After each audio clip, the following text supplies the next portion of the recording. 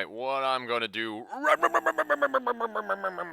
right here is I'm going to create an enemy that takes multiple hits. So here's what I've got set up so far. The bullet is going to interact with this guy. Let's say this guy is a dynamic to make this work correctly. And the bullet is dynamic with collision bounds on. The bullet has a property of bullet, so when it interacts with this guy right here, it's going to kill this guy. So this guy's name, let's say this guy's name is Good.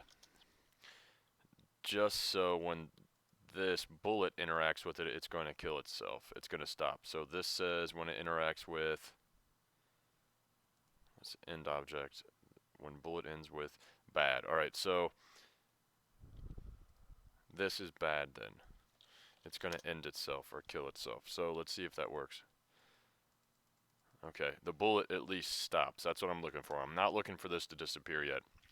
So, when this collides with the bullet, it sends out a message of kill. Okay, now I've got an empty here. You need to add an empty. Shift A, go to empty, and it is just a regular old plain axis empty.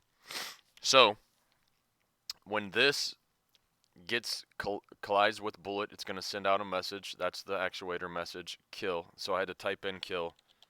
Okay, and now this right here, it's going to receive the message. So message, kill, and it's going to translate that into a property.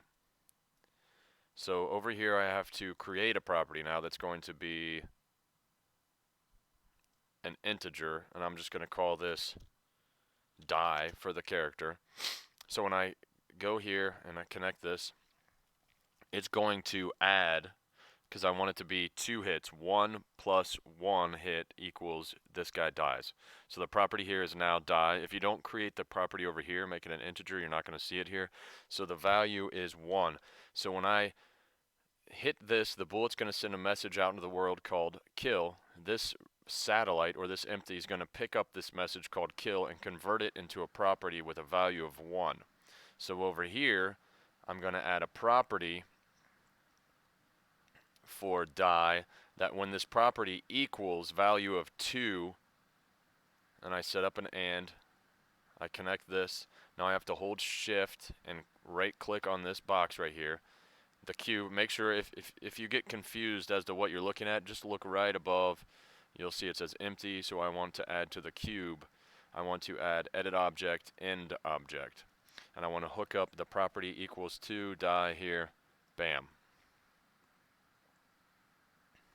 And then if I want to see this, if this property is working, I can click this button right here that says debug for the property of bad to see if this is working correctly in Epic Game. I can show debug properties. So when I click play, up here in the upper left hand corner you see it says bad equals 0, 0, 0. So whoops, 1, 2. Okay, that didn't work.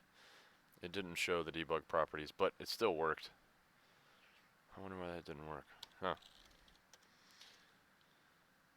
I have to turn it on over here.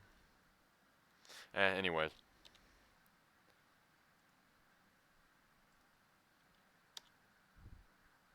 Oh, I turned on the wrong property, that's why. I have to turn this one on, die. And now die is showing up there. So it equals 1, so that worked properly, and then 2. Alright, so you want to add that to your enemy. And that's that video. So at the end of your level of level 2, scene 2, you should have an enemy that requires somewhere between 2 and 5 hits or something like that. So stop.